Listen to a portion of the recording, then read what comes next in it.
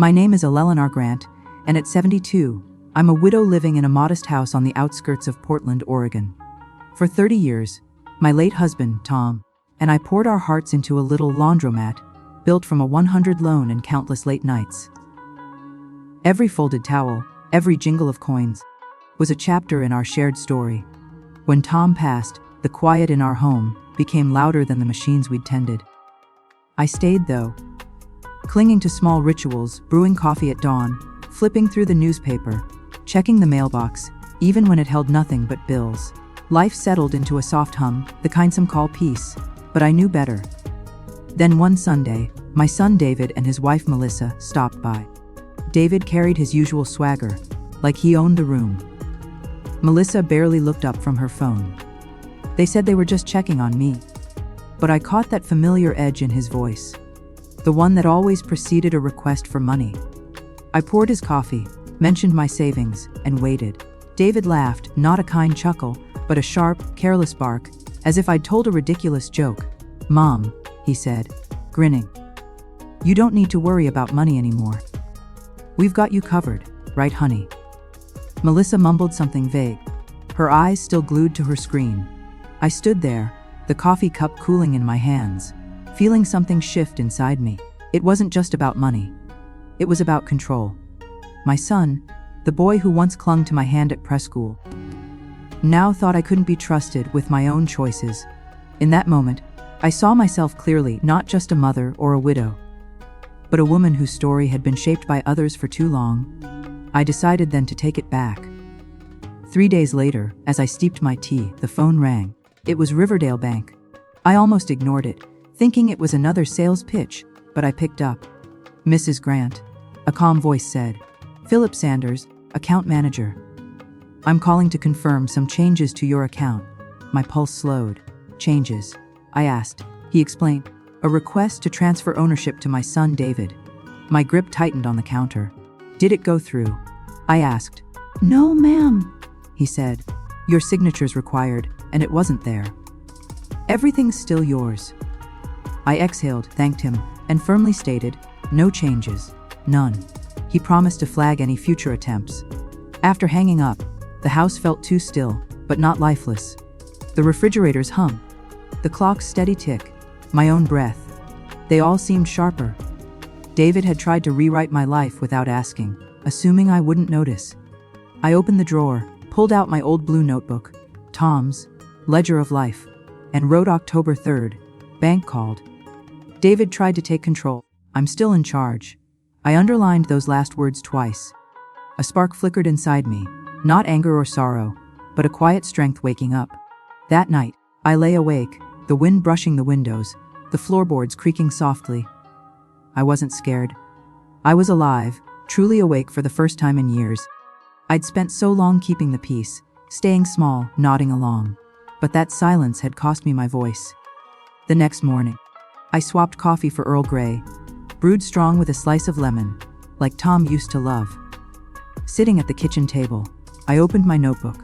Those words, "I'm still in charge," stared back small but mighty. I started a list, not of errands, but of choices I'd let others make: money, holidays, even where I spent Thanksgiving. David called it help.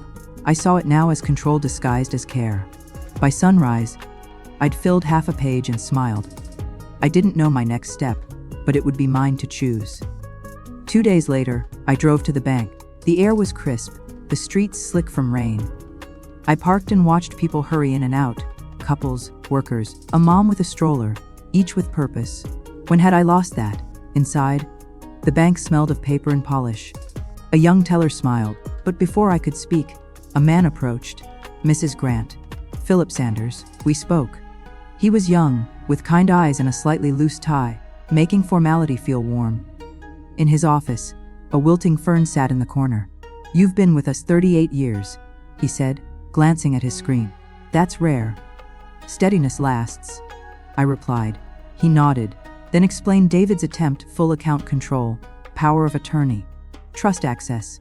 I didn't flinch. "He thought I wouldn't notice," I said. Philip confirmed everything stayed mine. I handed him a list I'd written: accounts to lock, no joint holders, no exceptions. "And the trust?" I asked. He checked. It's inactive, but David and his kids are beneficiaries. Remove it, I said. He paused. You're sure? I held his gaze. I'm done being steered. He smiled. Respect, not pity. And we got to work. The house felt different after that. Not louder, but mine. I noticed things I'd overlooked: a cracked window, the lavender scent in the curtains, the way sunlight pooled on the table. Peace wasn't comfort, it was clarity. 2 nights later, the doorbell rang. Melissa stood on the porch, dark glasses and oversized coat, like she was hiding. Hi, Eleanor, she said, using my name oddly. Got a minute? I let her in, but didn't offer a seat. She set her purse down, scanning the room. David's stressed. She started. Business troubles. He's just planning for the future. Legacy. That word landed wrong. You tried to take my accounts, I said calmly. She stiffened. We thought it'd be easier if something happened. If I died, I pressed. She laughed nervously. Don't be dramatic. I poured tea, set a cup before her. You hoped I wouldn't notice.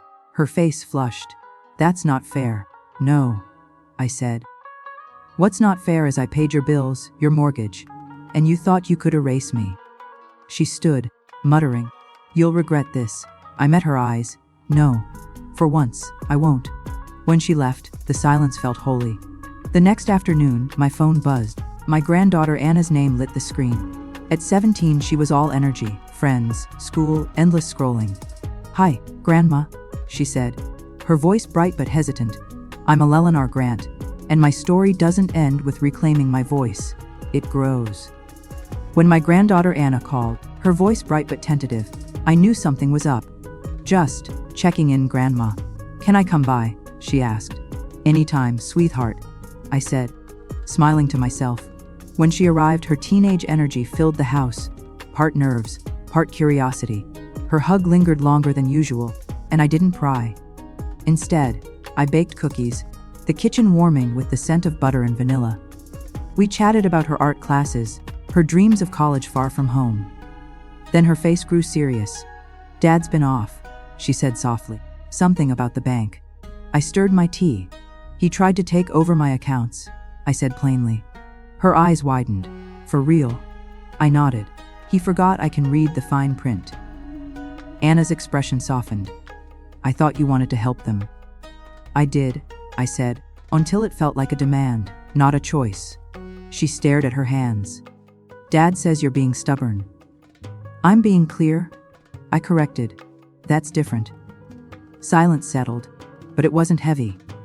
I reached into a cabinet and pulled out a folder labeled Anna Grant Education Trust. She stared, speechless. What's this? She whispered. You'll understand someday, I said gently. Her eyes shimmered as she squeezed my hand. Thank you, Grandma, I smiled. No, Anna. Thank you for reminding me what family can be. That night, the phone rang. David's name flashed on the screen. I let it ring twice before answering. Mom, he said, voice sharp. What's going on? The bank says you cut my access, froze the trust. Yes, I said calmly. I did. He paused, stunned. You can't just do that without talking to me. We had a plan. Your plan, I replied, not mine. His sigh echoed the tantrums of his childhood. This isn't you, Mom. You're overreacting. It was just paperwork. No, David, I said. You assumed I wouldn't notice. I'm done with that. His tone softened, coaxing. You've always wanted to help us. I still do, I said. But only for those who see me as family, not a resource. The silence stung. You'll regret this, he warned. I closed my eyes. What I regret, I said, is every yes I gave when I meant no. I hung up, my hand steady, my heart calm. The silence wasn't defeat, it was strength. The next morning, I met my lawyer, Martin Halverson, a calm man in his 50s whose office smelled of lemon polish and old books. Mrs. Grant, he said, you want to update your estate? Yes, I said. I want it to reflect my choices. He nodded. Dissolve the family trust. Remove your son and daughter. In law, create one for Anna. Correct? Exactly. He offered a pen. A statement of intent. In case of disputes, I nodded and wrote, to anyone asking why I chose Anna, she never asked me to fade away. Martin read it, His smile faint, clear and ironclad. He said. Each signature felt like reclaiming a piece of myself. On the way home, I stopped at a cafe Tom and I loved. Sipping black tea by the window, I watched the pale sky and felt light, unburdened. At home, I found a note in Tom's handwriting tucked in an envelope. Alanar, if you're reading this, something shifted. The house, the money, they're not the legacy. You are. Protect that. Love, Tom. I held it close, his words a quiet echo of my own strength. A week later, David knocked softly. He held a paper bag, his smile hesitant. Lunch, he said. No agenda. I let him in. We sat at the kitchen table with turkey sandwiches and coleslaw, the kind I always said tasted like a grandmother's recipe. You remembered? I said. He nodded. The silence wasn't tense. It was honest. Halfway through, he spoke. I read Anna's notebook. She wrote about your strength, how you taught her to say no. My throat tightened. She's a good writer. She's right, he said. I made you feel small. I didn't mean to. I met his eyes. I don't need apologies, David.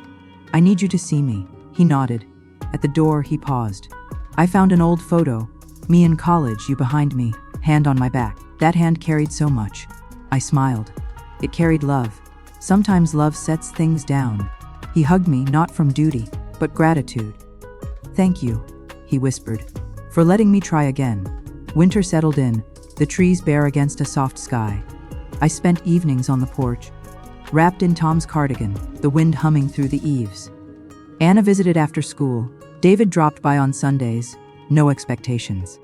Peace didn't need perfection. It just needed truth. On my 73rd birthday, Anna brought a slightly burnt pie, blushing.